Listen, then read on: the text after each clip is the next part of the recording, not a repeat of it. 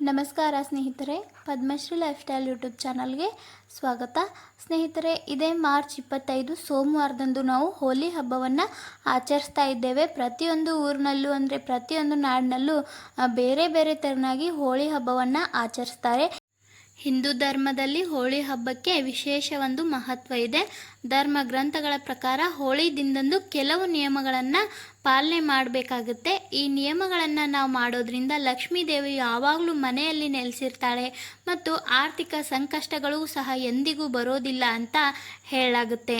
ಬಣ್ಣಗಳ ಹಬ್ಬವಾದ ಹೋಳಿಯ ಹಬ್ಬವನ್ನು ದೇಶಾದ್ಯಂತ ವಿವಿಧ ತೆರನಾಗಿ ಆಚರಣೆ ಮಾಡುತ್ತಾರೆ. ಈ ಬಣ್ಣದ ಹಬ್ಬವು ಚಿಕ್ಕವರಿಂದ ಹಿಡಿದು ದೊಡ್ಡವರವರೆಗೂ ಅಚ್ಚುಮೆಚ್ಚು, ಹಾಗಾಗಿ ಬಹಳ ಉತ್ಸಾಹದಿಂದ ಆಚರಣೆಯನ್ನು ಮಾಡ್ತಾರೆ.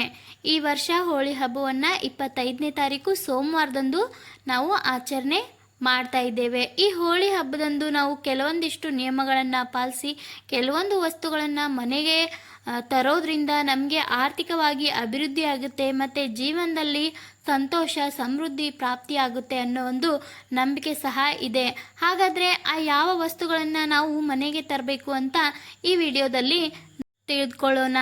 ಹೋಳಿ ಹಬ್ಬದಂದು ಮನೆಗೆ ತರಬೇಕಾದ 5 ವಸ್ತುಗಳಲ್ಲಿ ಮೊದಲೇದಾಗಿ, ಜೀವನದಲ್ಲಿ ಎಷ್ಟೇ ಪ್ರಯತ್ನ ಪಟ್ಟರೂ ಯಶಸ್ಸು ಸಿಗದವರು ಅಥವಾ ಮನೆಯಲ್ಲಿ ಸುಖ ಸಂತೋಷ ಇಲ್ಲದವರು ಕೆಲವು ವಾಸ್ತು ದೋಷಗಳ ಬಗ್ಗೆ ಗಮನ ಹರಿಸಬೇಕಾಗತ್ತೆ. ಹಾಗಾಗಿ ಇದರಿಂದ ಮುಕ್ತಿ ಪಡೆಯೋಕೆ ಸುಂದರವಾದ ತೋರಣಗಳನ್ನು ಅಂದರೆ ಮನೆ ಬಾಗಿಲಿಗೆ ತೋರಣಗಳನ್ನು ತಂದು ಮನೆಯ ಮುಖ್ಯ ಬಾಗಿಲಿಗೆ ಅದನ್ನು ಹಾಕಬೇಕಾಗುತ್ತೆ.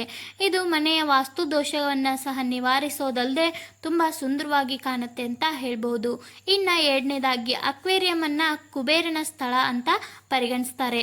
ಇದನ್ನು ಮನೆಯ ಉತ್ತರ ಅಥವಾ ಈಶಾನ್ಯ ದಿಕ್ಕಿನಲ್ಲಿ ಇರಿಸಿ ಇದು ಮನೆಯಲ್ಲಿ ಇದ್ದಲ್ಲಿ ಸಂತೋಷ ಸಮೃದ್ಧಿಯನ್ನು ಕಾಪಾಡುತ್ತೆ ಅಂತ ನಂಬಿಕೆ ಇದೆ. ಮನೆಯಲ್ಲಿ ಆರ್ಥಿಕ ಪರಿಸ್ಥಿತಿ ಹದಗೆಡುವುದಿಲ್ಲ ಎಂದು ಹೇಳಲಾಗುತ್ತೆ. ಹಾಗಾಗಿ ಮನೆಯಲ್ಲಿ ಅಕ್ವೇರಿಯಂ ತಂದು ಇಡಬಹುದು ಹೋಳಿ ಹಬ್ಬದ ದಿನ.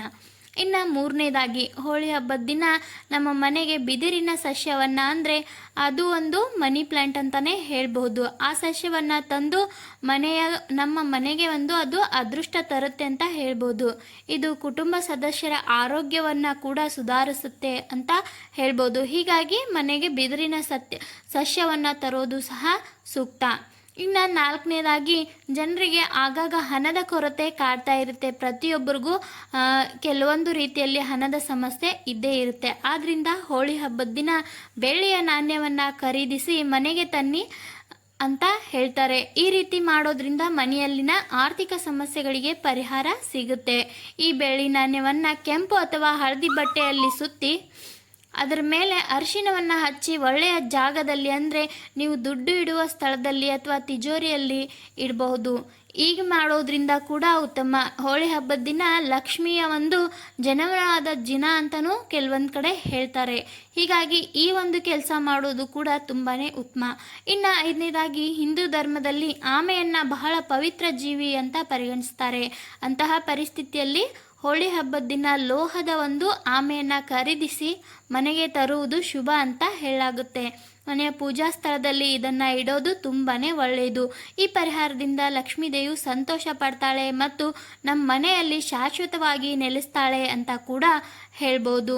ಸ್ನೇಹಿತರೆ, ಈ ಒಂದು 4-5 ಟಿಪ್ಸ್ಗಳಲ್ಲಿ ನೀವು ಒಂದು ಟಿಪ್ಸನ್ನು ಫಾಲೋ ಮಾಡಿದ್ರೂ ಸಹ ತುಂಬಾ ಒಳ್ಳೆಯದು ಅಂತ ಹೇಳ್ಬೋದು. ಹೀಗಾಗಿ ನಿಮಗೆ ಸಾಧ್ಯ ಆದರೆ ಈ 5 ಚಿಕ್ಕ ವಸ್ತುಗಳನ್ನು ನೀವು ಹೋಳಿ ಹಬ್ಬದ ದಿನ ಖರೀದಿಸಿ ನಿಮ್ಮ ಸಮಸ್ಯೆಗಳಿಗೆ ನೀವೇ ಪರಿಹಾರವನ್ನು ಕಂಡುಕೊಳ್ಬಹುದು. ಸ್ನೇಹಿತರೆ, ಈ ಒಂದು ಚಿಕ್ಕ ವಿಡಿಯೋ ನಿಮಗೆ ಇಷ್ಟ ಆಗಿದ್ದರೆ ವಿಡಿಯೋನ ಲೈಕ್ ಮಾಡಿ. ಚಾನಲ್ಗೆ ಯಾರು ಸಬ್ಸ್ಕ್ರೈಬ್ ಆಗಿಲ್ಲವೋ ದಯವಿಟ್ಟು ಸಬ್ಸ್ಕ್ರೈಬ್ ಮಾಡಿಕೊಂಡು ಪಕ್ಕದಲ್ಲಿರೋ ಬೆಲ್ ಐಕನನ್ನು ಕ್ಲಿಕ್ ಮಾಡಿದ್ರೆ ನಮ್ಮ ವಿಡಿಯೋದ ಎಲ್ಲ ನೋಟಿಫಿಕೇಷನ್ಗಳು ನಿಮಗೆ ಬರುತ್ತೆ. ಮತ್ತು ಒಳ್ಳೆಯ ವಿಡಿಯೋ ಮೂಲಕ ಸಿಗ್ತೀನಿ. ಹೋಗಿ ಬರ್ತೀನಿ. ಬಾಯ್.